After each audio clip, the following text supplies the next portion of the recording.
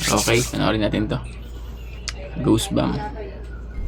Top 5. Top 5 Ghosts Caught on Tape. Imaginary Friend.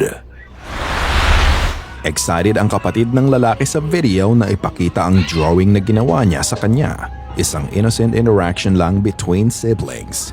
However, nang tignan niya ang idinrawing ng kapatid niya, unti-unting nawala ang mga ngiti sa mukha niya at ito ay napalitan ng takot at pagkabahala. Wait, what do you want to show me? My picture I drew. Your picture you drew. That's Daddy, that's Mummy, and that's me. And what's that? Oh, merong kasama sa bahay. Ayan, panoorin natin. Tuloy natin. That's Steve. Ipinakita ng kapatid niya sa drawing ang miyembro ng kanyang pamilya at may dagdag pa dito. Ang kaibigan niya na si Steve. Ibang-iba ang pagkakaguhit ng kapatid niya dito kumpara sa kanila. Halatang hindi tao yung dinrawing ng bata. Oh. Okay, panoorin natin. Tuloy natin. Dahil ito ay may nakakatakot na mukha. Ito pa nga at ginawan ng ilang viewers ng AI replica si Steve. Ito ay may maitim na mga mata, nakakatakot na ngiti at very unusual ang itsura nito. Nang tanungin niya ang kapatid niya kung sino si Steve, ito ang sagot niya. Steve. Yeah, Steve. Who's Steve? My friend. Your imaginary friend. My best friend. Your best friend Steve. You've got a best friend that looks like this. Okay. My best friend Steve. Okay. I'm leaving the house. Ayon sa kapatid niya, si Steve ay best friend niya. Hindi nga siya makapaniwala sa narinig niya. Dahil dito pinuntahan niya ang kanyang ina para tanungin kung nakita na niya ang iginuhit na imaginary friend ng kapatid niya. Sa pagsagot ng kanyang ina sa tanong niya, dumoble pa ang takot na nararamdaman niya. Mama, have you seen that picture of the imaginary friend? Which one? What do you mean, which one? There's Margaret and there's Steve. There's another one. There's a Margaret as well. There's Margaret and there's Steve. There's two. Dahil na hindi lang pala yung Steve, meron pa palang isa pa. Hindi lang pala isa. Okay, tuloy natin. Have you not met them yet? Ang tanong ng kanyang ina, which one, Margaret or Steve? Hindi lang pala iisa ang imaginary friend ng kapatid niya. Nang sumunod na araw, tinanong niya ang kapatid niya na hindi lang pala si Steve ang kaibigan niya. Agad namang sinabi ng kapatid niya na meron pang isa. Ipinakita niya ang ibang drawing niya at dito lalo pa siyang nabahala. Mama said you got two imaginary friends. No, I've got two best friends. You've got two best friends. Yeah, two. Do you want me to show you the picture? Who's that? That's Steve. Yeah. That's Margaret. And who's that? That's you. That's me. Yeah. No, but you spelt my name wrong. Yeah, but that's you. That's me. Yeah, with your mustache and your eyebrows. My eyebrows. Yeah. My eyebrows look like that. Yeah, your puffy eyebrows. Wait, so why have you drawn this for? Because Steve doesn't like you. Steve doesn't like me. Halatang takot na sa mata pa lang eh. Okay, tuloy natin. Yeah, but Margaret likes you. Margaret likes me. Look, she's holding your hand. She's holding my hand. She's eating me. Are you sure Margaret likes me? Yeah, she's holding your hand. Do I need to be worried? No. No. Iginuhit siya ng kapatid niya at may ekes na mata at duguan.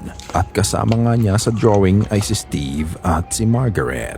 Lalong tumaas ang kaba niya nang sabihin ng kapatid niya na ayaw sa kanya ni Steve. Pero gusto siya ni Margaret. Sino ba ang hindi matatakot kapag ganito ang ipapakita sa'yo? Eto ba ay imahinasyon lang o eto ay mga madilim na elemento na nagpapakita sa kapatid niya? Kung ikaw, ano ang gagawin mo? Do his sister's imaginary friends really want to harm him? Ikaw na ang humusga. Takbo siya. Listen, if anyone wants to nuke the house, if we've got any pyromaniacs, please message me. Staff Room. Si Maisog Girl ay isang female ghost hunter na pumupunta sa mga nakakatakot na lugar ng mag-isa. Hindi lang siya basta-basta nakikipag-communicate sa mga patay. Minsan pinoprovoke pa niya ang mga ito. One time, nagpunta siya sa abandonadong paaralan ng gabi. Dito ay may narinig siyang naglalakad malapit sa kanya. At bumigat na din ang pakiramdam niya. At pagkatapos nun, eto ang nangyari. Wait lang, may naglalakad guys. May naglalakad guys, malapit sa akin. Wait lang. May naglalakad, may naririnig ako. Oh my God, ang laki ng puno dito ah. Pinay. Napanoorin natin, Pinay ito. Dito sa Pilipinas. Naglalakad akong nakaano. Pinagpapawisan ako.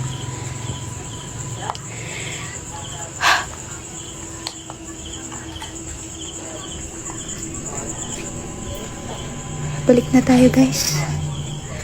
Medyo nahihilo na ako. Halagpot ang ina mo. Ay, putang ina mo. Oh, yung dibdib ko. Ay, Diyos ko Lord. Diyos ko Lord. Solo Diyos ka ko eh. Lord.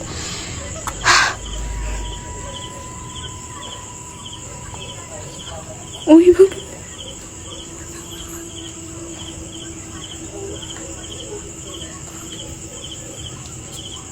Gumagalaw ba yung pinto? Pero sa tingin nyo, mag-isa kaya talaga yan si yung babaeng yan. Tingin nyo, mag-isa talaga na. Okay, play natin. Guys, gumagalaw ba yung pinto? Putang ina. Hindi ako makadaan. Pagbaling ng camera sa staff room, sa siwang ng pinto Hindi naman. makikita mo ang parte ng mukha na nakasilip sa kanya. Nang matapatan nga ito ng flashlight ay bigla itong nagbago. Sumilip. Matangkad nga daw ang figurang nakita niya dahil halos nasa itaas na ito ng pinto. Sa gulat niya, Matangkad yun sa may napamura na lang siya. pinakadulo ng pinto Bukod doon, bahagya din daw gumagalaw ang pinto pero unfortunately, hindi ito masyadong napansin sa video. Ayon sa kanya, matapos noon ay tuloy-tuloy pa din ang naririnig niyang naglalakad malapit sa Hindi kanya mapansin. na lalo pang nagpakaba sa kanya. Ano sa tingin niyo? Totoo ba to o gawa-gawa lamang? Kung gusto mong panoorin ang iba pa niyang adventures, panoorin to sa kanyang TikTok account na Maisog Girl.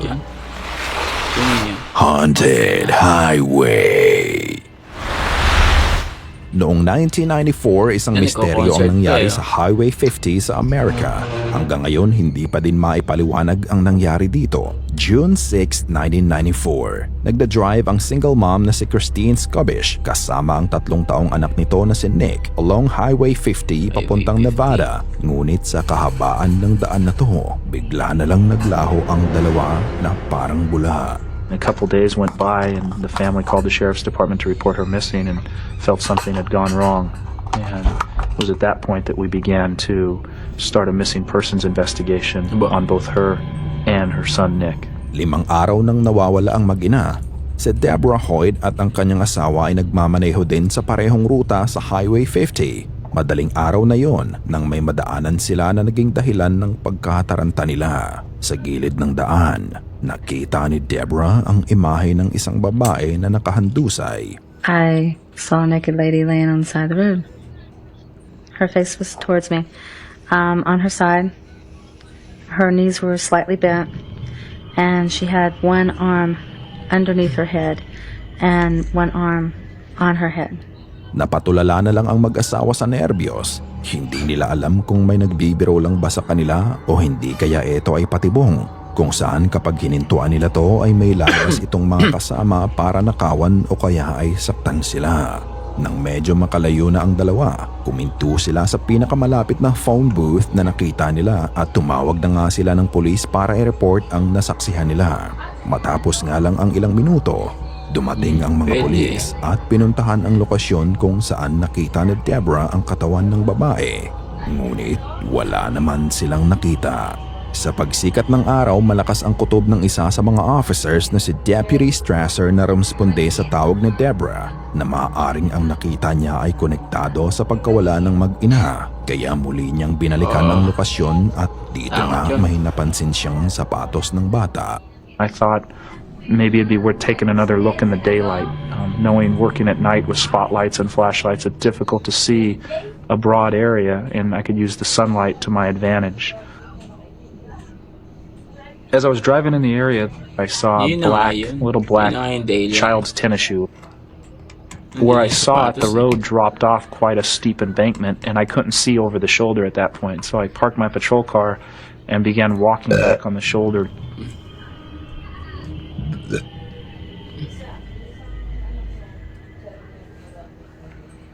Pagtingin niya sa ibaba ng bangin, nakita niya ang sira-sirang sasakyan at eto nga pala ay ang minamaneho ni Christine nung araw na nawala sila. Unfortunately, nang suriin niya ang kotse, dito niya napag-alaman na wala na palang buhay si Christine at himalang na buhay ang bata na andon lang sa loob ng 5 araw. When I reached to check for his pulse, initially I thinking I'm going to find, he's deceased. I won't find any pulse. He'll have rigor mortis set in. When I touched him, it appeared to me that he took a breath. At that point, I realized that he'd been down there for about 5 days by himself, so it was kind of a scary thing. Napag-alaman ng mga pulis na 2:00 ng madaling araw ng June 6, nakatulog si Christine habang nagmamaneho, kaya nahulog ang sinasakyan nilang kotse sa bangin. However, nung gabi na yon nang mangyari ang aksidente, malubha ang sinapit na injuries nito, kaya agaran din itong nawalan ng hininga. Kung si Christine ay agad na namatay nung gabi na yon, then sino o ano kaya ang nakita ni Deborah sa gilid ng daan 5 araw matapos mangyari ang aksidente? Naniniwala sila na ito ay ang kaluluwa ng ina na gumawa ng paraan para masagip ang anak niya. The doctors down there that I spoke with said that when they received him, based on his condition, they estimated he probably had about an hour to an hour and a half left to live. Christine was seatbelted, fully clothed, probably killed on impact in that accident. So there was no way that that was her physical body on the side of the road. I know I saw a naked woman on the side of the road, up on the mountain, and I know it was Christine. Sa paglaki ni Nick, ni-recall niya ang gabi nang mangyari ang aksidente. Ito ang kanyang naging pahayag. I remember tumbling down the hill, just tree after tree after tree. We were just hitting them head on.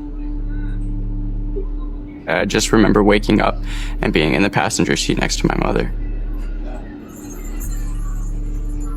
I remember not knowing what to think, looking at my mom, and just kind of thinking she was asleep. I didn't think anything more than that, at least not that I remember. I remember seeing lights,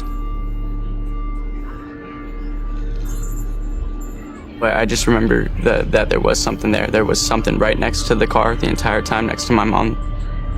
I have a very distinct and vivid picture of it in my head. I mean, it was just a light. It was a big light.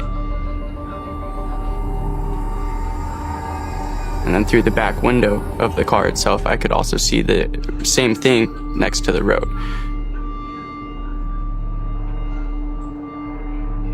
And it had a silhouette. There was no specific features, but I saw a lighted outline of a body. It was never something that scared me, and I didn't feel afraid when I saw it. Ano sa tingin nyo? Lahat nga kaya ito ay gawa ni Christine na kahit kaluluwa niya gagawa ng paraan para mailigtas ang anak niya? Kayo na ang bahalang humusga. Scream! Ang ina ng bata sa video ay concerned sa nangyayari sa kanyang anak. Ang sabi niya natatakot itong mag-isa sa kwarto at may mga pagkakataon na pupuntahan siya ng bata na takot na takot. Isang beses, tumatakbong pumunta ang bata sa kanya, teary-eyed and very, very terrified. She calms her down for almost 30 minutes. At matapos nun tinignan niya ang footage sa baby monitor nito at ito ang kanyang nakita.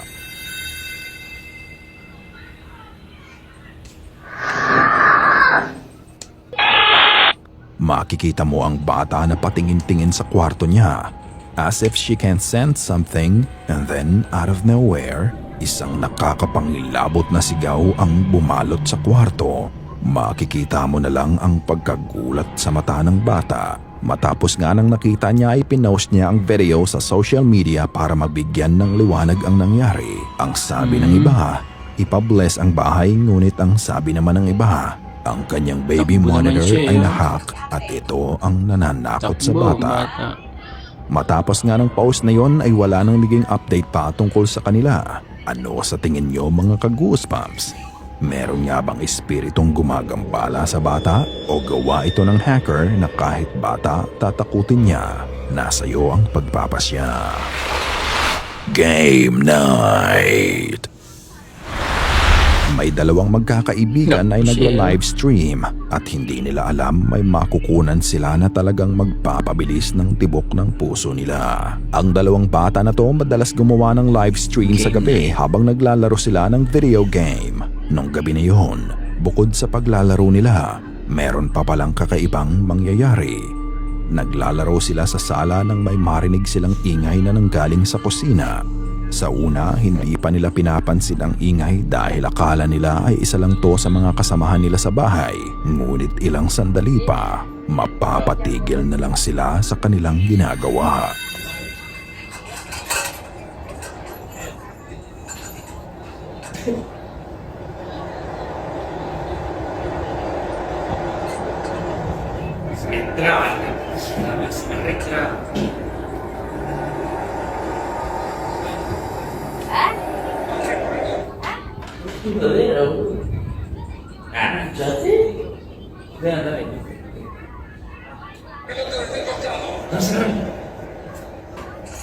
Oh, wala.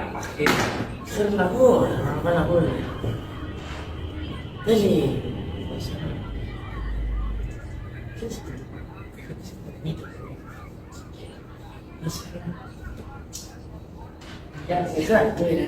Hindi yun.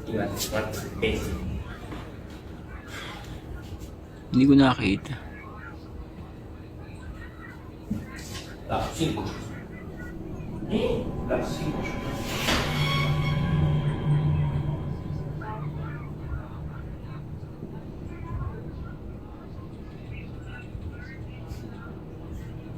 Sa kusina, makikita mo na bumukas ng mag-isa ang pinto ng refrigerator nila. Ang akala ng dalawa ay gawa lang ito ng kasama nila sa bahay na nagising at kumuha ng makakain at nakalimutan itong isara ang pinto ng ref. Maya-maya pa, pinuntahan na nga ng isa sa kanila ang ref at sinara ang pinto nito.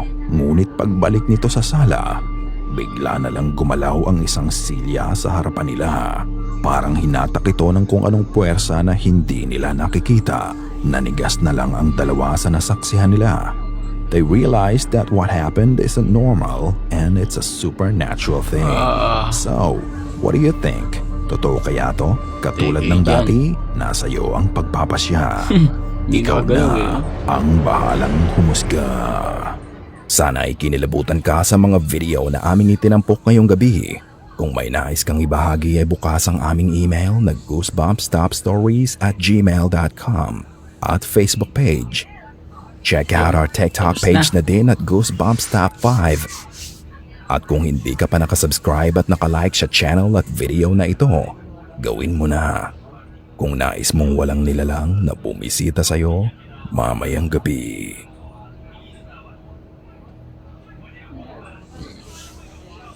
Okay, tapos na.